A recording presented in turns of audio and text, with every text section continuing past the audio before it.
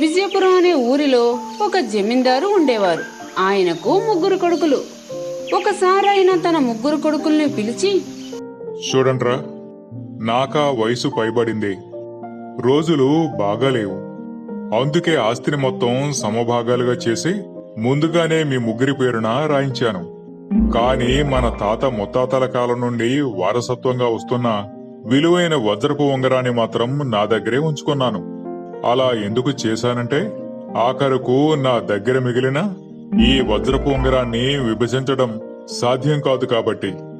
అయితే మీ 3లో ఎవరు నిజమైన మానవతావాదో నేను కనుగొన్నాకనే ఈ వజ్రపు ఉంగరం వాడికి దక్కుతుంది అని చెప్పారు. దాంతో తమ గొప్పతనం నిరూపించుకోవడం కోసం జమీందారు 3 కొడుకులు 3 దారుల్లో వెళ్లారు. కాలం అతి వేగంగా సాగిపోయింది. జమీందారు నిర్ధారించిన సమయం ఆసన్నమైంది. 3 అన్నదమ్ములు తండ్రి దగ్గరకు మరలా తిరిగి వచ్చారు. ఒక్కొక్కడు తన మానవతా చర్యలను చెప్పుకోసాగాడు. వారిలో పెద్దవాడు ఇలా మొదలుపెట్టాడు.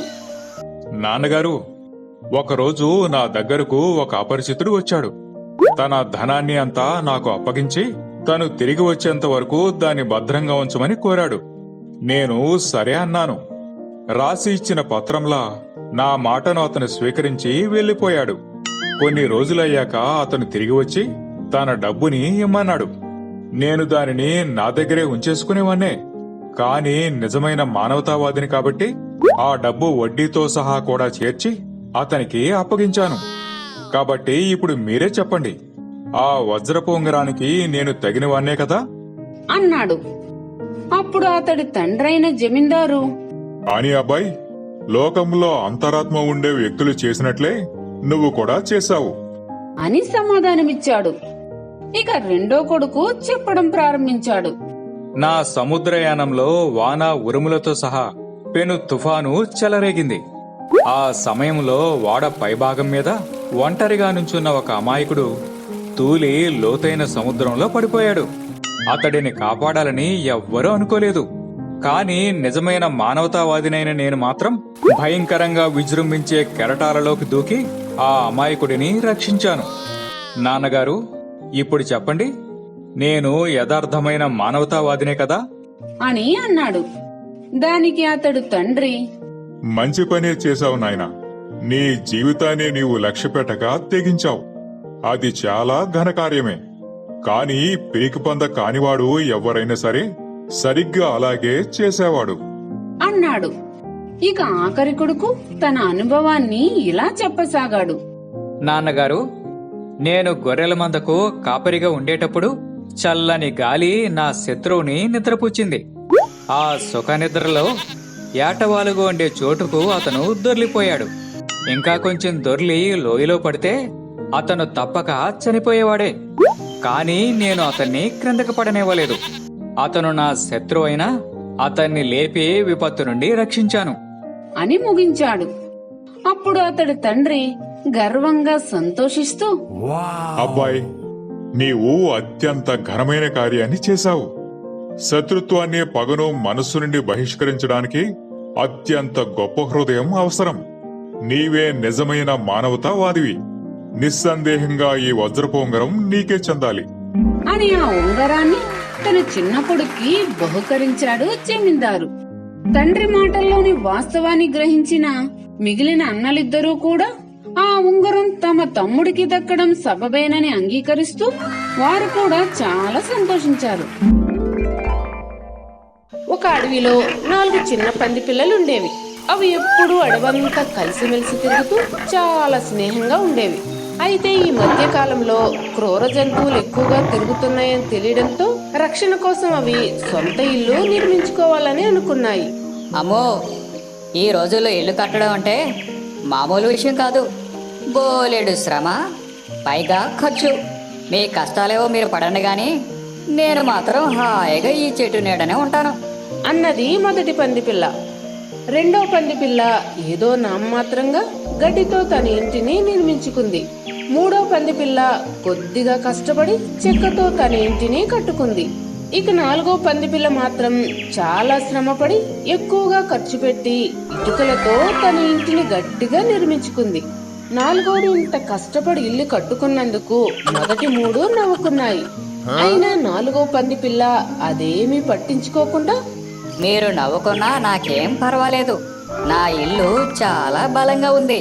నాకు ఏ కష్టము రాకుండా చాలా సేఫ్టీ కూడా ఇస్తుంది అనుకుందది. ఒకరోజు జిత్తులు మారి తోడేలు ఒకటి ఆ ప్రాంతానికి వచ్చింది. దానిని చూడగానే నాలుగు పంది పిల్లలు భయంతో వాటి వాటి స్థావరాలకు పరుగు తీశాయి. పాపం, చెట్టు కింద ఒంటరిగా ఉన్న పంది పిల్ల తోడేలు కంట్లో పడింది. దానిని చూసి తోడేలు నవ్వుకుని, హాయ్, ఇలా పబ్లిక్లో ఉంటే ఎవరు విడిచిపెడతారమ్మా? ముందు నీ సంగతి చూస్తాను అని ముందుకు దూకబోయింది.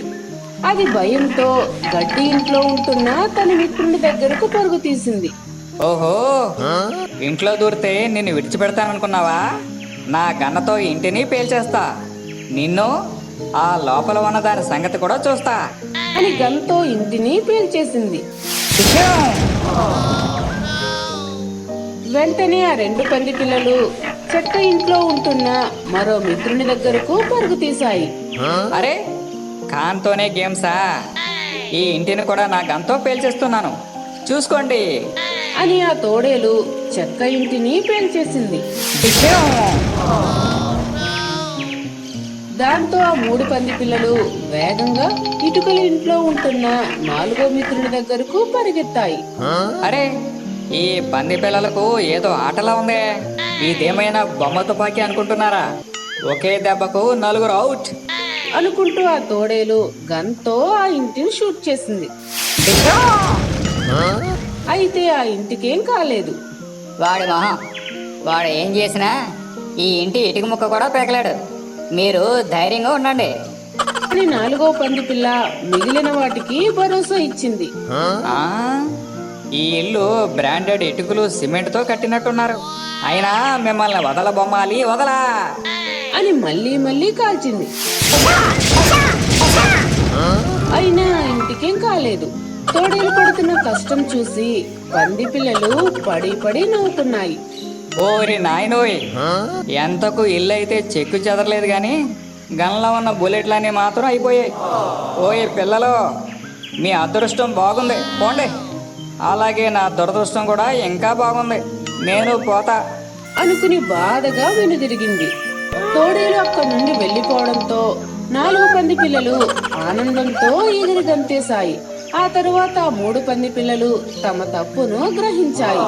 ఇంతకు ముందు తమ మిత్రుడు కష్టపడి ఇటుకలతో ఇల్లు కట్టుకుంటుంటే చూసి నవ్వినందుకు క్షమాపణ కోరాయి. దాందే ఉంది, స్నేహితులన్నాక ఒకరికొకరు సాయం చేసుకోకపోతే ఎలా?